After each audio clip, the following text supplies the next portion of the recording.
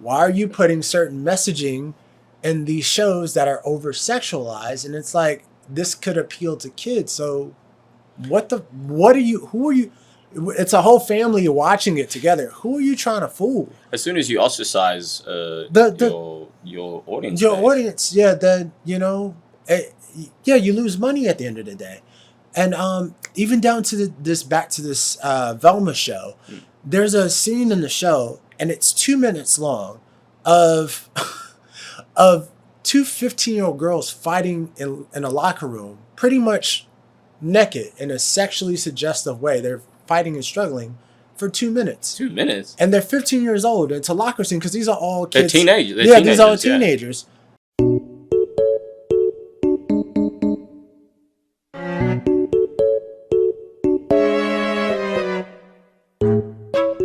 They're trying to sexualize children. So they're doing it with music. To be clear, I have nothing against trans people. Do what you want, but don't impinge sexuality on children. Like, children don't need to be having drag queen story hour. They don't need to be going to gay pride events where you have men in nothing but like underwear whipping each other's bums. You do not need children there. And the push to have children there, and the fact that, you know, me saying what I'm saying supposedly makes me a fascist and some evil person. Obviously it doesn't. But the fact that I said, and they'll cancel me for that, is fascinating. That's part of a bigger thing to sexualize children.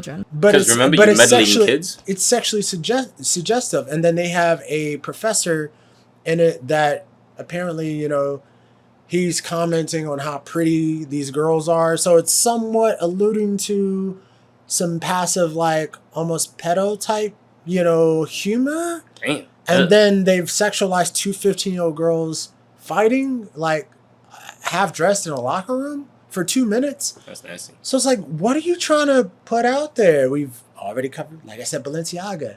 They're putting messaging in these shows that is disingenuous. And I'm actually, to be honest, bro, I haven't been heavily active in film and TV on a major program since 2019, and I'm actually really grateful for it, to be honest, because the way the industry is right now, I don't really actually want to. I'm not crazy about being involved in it. It's not, because there's so much agenda messaging being put in there, and it's like every movie that has to come out. Like, there was literally a movie about, I can't remember the name, but two gay guys, a rom-com, which is fine. Bros, that's the one. And I have some gay mates that I love, but I remember seeing that advertised everywhere, and all I could think was, this isn't going to sell too well to the general public. No, at film festivals, those are called for limited audiences. Like, any film that LGBTQ films have always been a part of, like, film festivals to a certain degree, but it's made for a limited audience. And what they mean by limited, because it's a small community. Yeah. It's niche. But Hollywood now is trying to make it seem as though everybody has a friend that is gay, is in drag and cross dresses, or transsexual.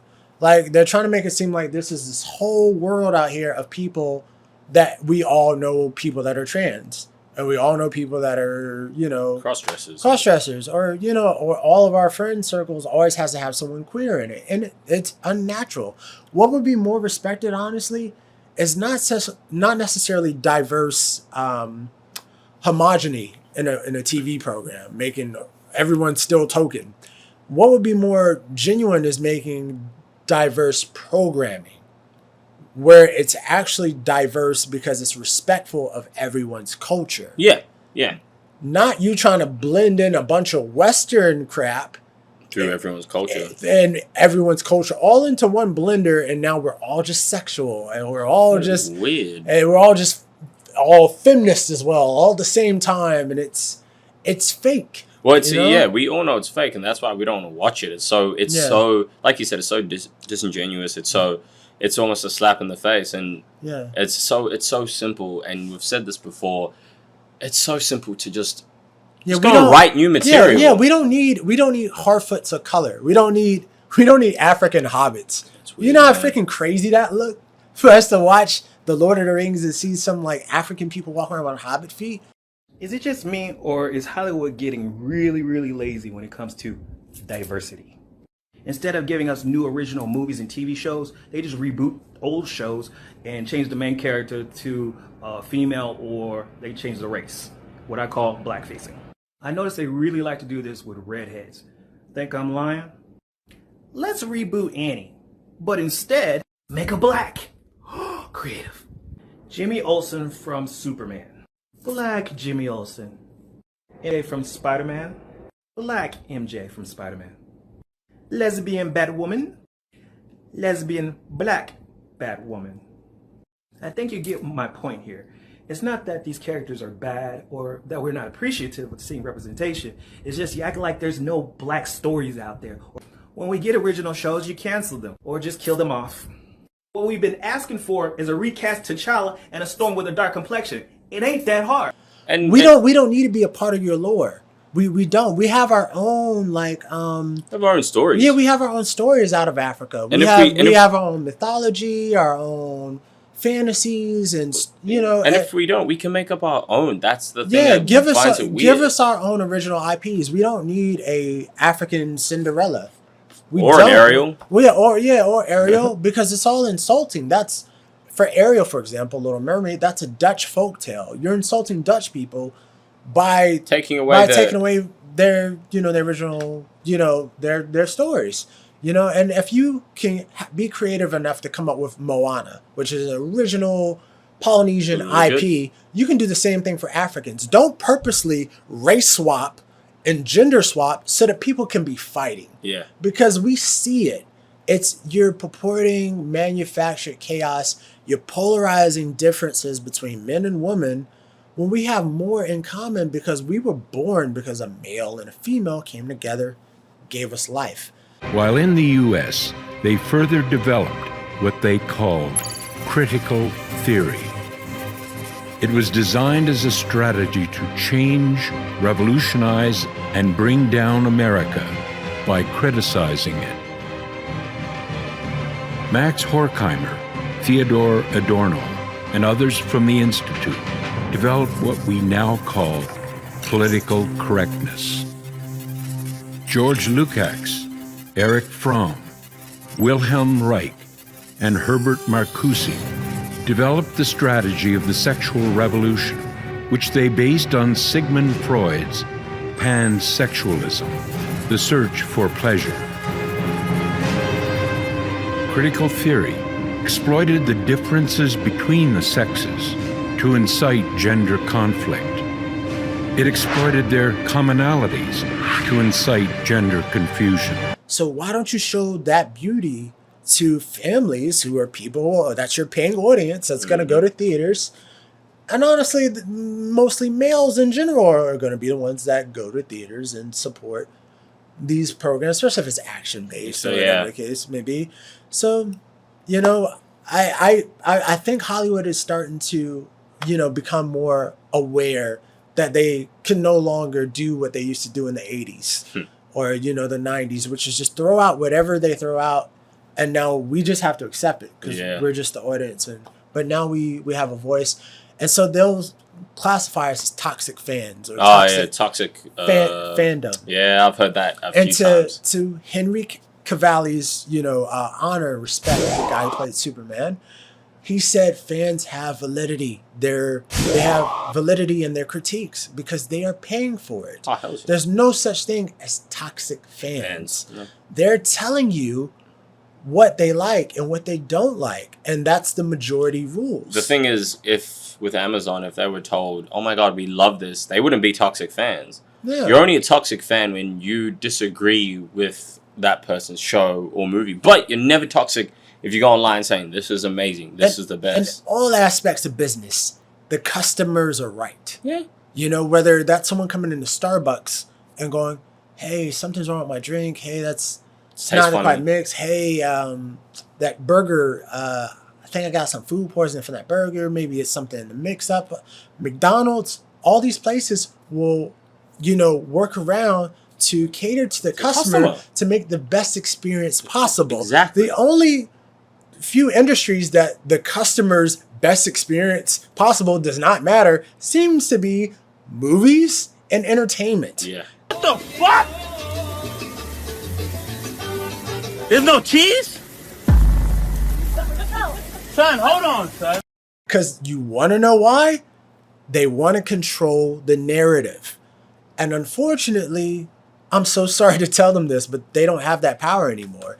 Even if they push this whole disinformation, misinformation thing that's going on in the news, that's another topic that me and Benda can cover, you know? Even if they start setting up online disinformation boards and shutting down people's accounts, you can't make people like what you're putting out. Yeah. You can't force us to like these movies, even if you flag our comments and say they're hate speech. You're either for free speech or you're not for free speech. And if you're not for free speech at all, if you're for free speech, there's no such thing as hate speech.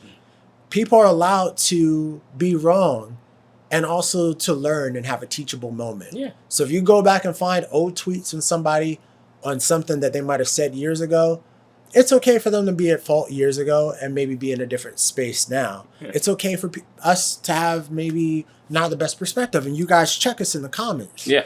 And us have a teachable moment. You gotta fuck up. You have to fuck up. You have to take risks or you never find what works. I call it fucking up. You got to fuck up, man. I did a lot of dumb shit, but I've learned from it. I'm better from it all. If I don't make those mistakes, I don't get to sit here and be the guy that I am today. Mistakes that my dad made, you know, the decisions to do drugs, be in and out of jail, in and out of our lives, I saw firsthand what not being present did. And because of that, I now know what being present means. I know what that can do. I know the effect that it'll have on your child coming up. Now, I was strong enough to deal with it coming up because I have a different attitude. I'm a positive guy. I choose to go positive instead of negative a lot. And because of that, my relationship with my dad is amazing now. I think there's a choice. You always have a choice to make. My thing is, I don't have time to be angry. You know how much time it takes to hold an attitude and a grudge? That's time and energy. I don't have that time. The time that it takes you to go, I don't like that person, and keep that in you over a period of time, that's a lot of time that can be devoted to something positive. So you either want free speech or you want me speech. And if you want me speech, that doesn't work for people because you're trying to shut down conversations because you're afraid someone might actually have more information than you. Something that might challenge your whole reality. This is bigger than your ego. This is about our planet.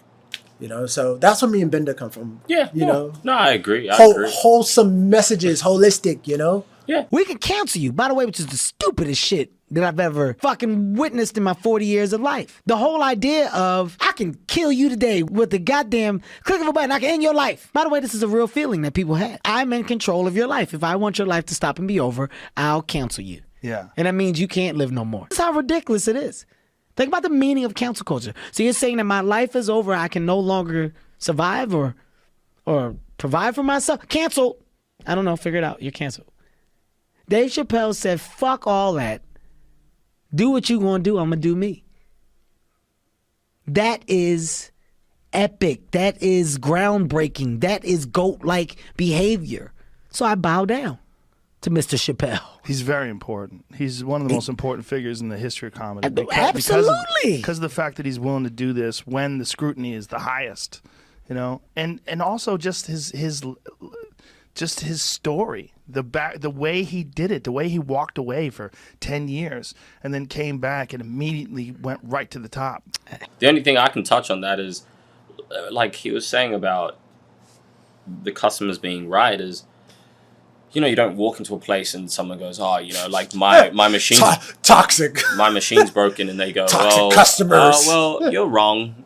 Again, my PlayStation is working. Well, you're just a toxic customer. You don't know what's right. But this isn't working. My machine literally isn't working. And especially the bigot. The main part is it's not even just one customer. If your customers are coming back in droves, in hundreds or thousands, and being like, this product is crap. Here's a petition. Yeah, whether it's McDonald's, Sony, an electronic company, a car company, it could be fucking Lamborghini. Yeah. They will change everything. They will acquiesce to your liking. They'll be like, wow, we've had thousands of people. Accommodate. Straight up. Boom, straight away. It won't take them. That day they will accommodate. Yeah. But yet, you get thousands of people going, this is a terrible movie. What the fuck? And they say what they're saying. Toxic fans.